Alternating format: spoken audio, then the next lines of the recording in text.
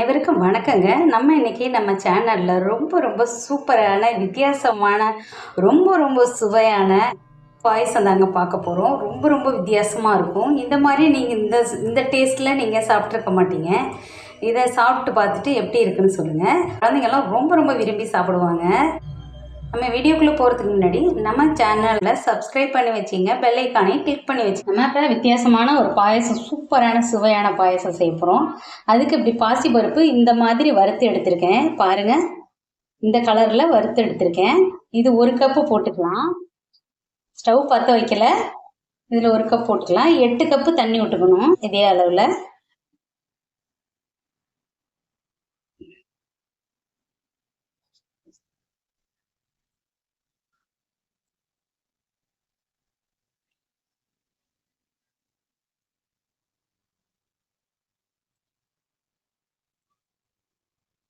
எட்டு கப்பு தண்ணி போட்டாச்சு. இப்போ ஸ்டவ்வை பற்ற வச்சுக்கலாம். அடுப்பை பற்ற வச்சுட்டு ஒரு கிளறி விட்டு நல்லா வேக விட்டுருங்க. நல்லா வேகட்டும். பாருங்க, இப்போ இந்த மாதிரி பாசிப்பருப்பு இப்படி ரெடி ஆயிருக்கு.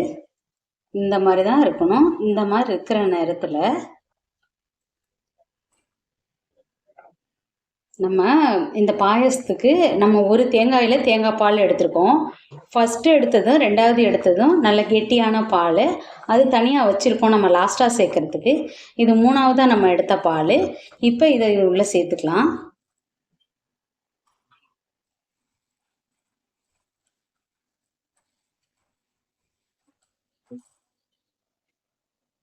சேர்த்துட்டு லைட்டாக கொதி வராமல் லைட்டாக கொஞ்சம் நல்லா சூடு வரட்டும். இப்போ பாருங்கள், அப்படி ஒரு மாதிரி பபிள்ஸ் வருது. இந்த நேரத்தில் இப்போ ஒரு 100 கிராம் அளவு நம்ம பாயசம் வைக்கிற சேமியாவை இதில் சேர்த்துக்கலாம். இப்போ லைட்டாக வருது, ரொம்ப கொதித்து வராமல் இருக்கையிலேயே. இப்போ இதை சேர்த்துடலாம். பால் திரிஞ்சு வந்துருமோன்னு நினைக்காதீங்க. ஃபஸ்ட்டு பால் 2வது பால் தான் நல்லா கெட்டியாக இருக்கிற பால் போட்டால் தான் திரிஞ்சு வரும். இது திரிஞ்சு வராது. இப்போ இதோட சேர்த்து இந்த பருப்பு இந்த மாதிரி வெந்திருக்கையில் போட்டு அழகாக வேக விட்டுடலாம். வித்தியாசமான பாயசம் ரெடி ஆகிடும். ரொம்ப டேஸ்ட்டாக எம்மையாக இருக்கும். பாருங்கள், நீங்கள் சொல்லுவீங்க, நானே சொல்லலை, செஞ்சு பார்த்துட்டு நீங்கள் சொல்லுவீங்க டேஸ்ட்டு வேறு லெவலில் இருந்ததுன்னு. இது நல்லா வேகட்டும். நல்லா சேமியா வெந்து வரட்டும். அப்பப்போ கிளறி விடுங்க. பாசிப்பருப்பு இருக்கிறதுனால சட்டுன்னு அடி பிடிச்சிரும். சேமியா போட்டு ஒரு 5 நிமிஷம் ஆயிருக்கு. இப்படி இருக்கு பாருங்க, திக்காக இருக்குது. இன்னும் கொஞ்சம் உங்களுக்கு தண்ணியாக தேவைன்னாலும் நீங்கள் இன்னும் கொஞ்சம் தண்ணி விட்டுக்கலாம். நம்ம 1 டம்ளர் பால் சேர்க்க போகிறோம் லாஸ்ட்டாக. அப்போவே தண்ணி ஆகிடும்.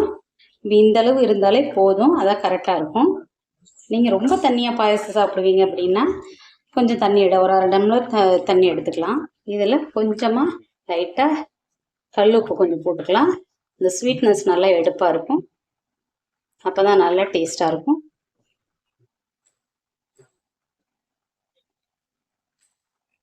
போட்டு நல்லா கலந்து விட்டுறலாம். 5 நிமிஷம் ஆகிட்டு நல்லா சேமியா வெந்திருக்கும்.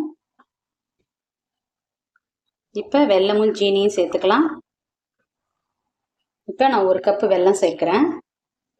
இந்த வெல்லம் வந்து கல் இருக்குமே நீங்கள் அப்படியே போடுறீங்கன்னு கேட்காதீங்க. நான் இது டெய்லி யூஸ் பண்ணிகிட்டு இருக்கேன். இதில் இந்த வெல்லத்தில் கல் மண்ணெல்லாம் இல்லை, அதனால நான் டைரெக்டாக சேர்த்துருக்கேன். நீங்கள் வாங்குகிற வெல்லத்தில் கல் இருந்ததுன்னா நீங்கள் தண்ணி ஊற்றி கொஞ்சமாக கொதிக்க வச்சுட்டு வெல்லம் கரைஞ்சோன்னா எடுத்து வடிகட்டி சேர்த்துக்குங்க. இதில் வடிகட்டிட்டு அதுக்கு பிறகு சேர்த்துக்குங்க.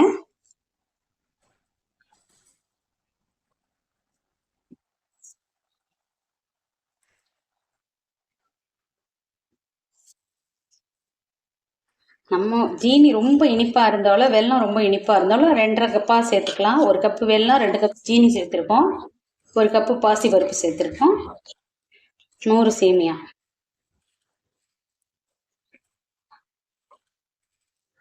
நூறு சேமியா, 100 பாசிப்பருப்பு. அளவு வெல்லம் பாசிப்பருப்பு 100 தான் இருக்கும். ஜீனி 300 ஜீனி எடுத்துக்கலாம். 1 தேங்காய் பால் எடுத்துருக்கோம். இது நல்லா கொதிக்கட்டும். நல்லா ஜீனி நல்லா கரைஞ்சி அந்த பச்சை வாசனை போகட்டும். பாருங்கள் எவ்வளோ சூப்பராக எவ்வளோ கலர்ஃபுல்லாக ரெடி ஆகிருக்காங்கன்னு. இப்போ இந்த தேங்காய் பாலை சேர்த்துக்கலாம். சேர்த்துட்டு அப்படியே இறக்கி வச்சிடலாம். இவ்வளோ டேஸ்டான பாயசம் நீங்கள் சாப்பிட்டே இருக்க மாட்டீங்க.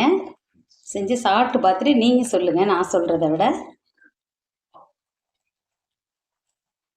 பாருங்கள், இப்போ கெட்டியான தேங்காய் பால் இருக்குது பாருங்கள்.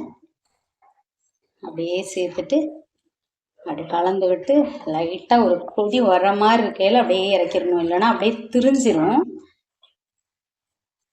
நல்ல எக்ஸ்பீரியன்ஸ் உள்ளவங்களுக்கு சமையல்லாம் அவங்களுக்குலாம் தெரியும், பிகினர்ஸுக்கெல்லாம் தெரியாது. அதனால தான் சொல்கிறேன். பாருங்க எவ்வளோ சூப்பராக வந்திருக்குன்னு. இப்போ பாருங்கள், இந்த மாதிரி வரையில் அப்படியே ஸ்டவ்வை ஆஃப் பண்ணிடலாம். ஆஃப் பண்ணிவிட்டு நல்லா அப்படியே கலந்து விட்டுக்கலாம்.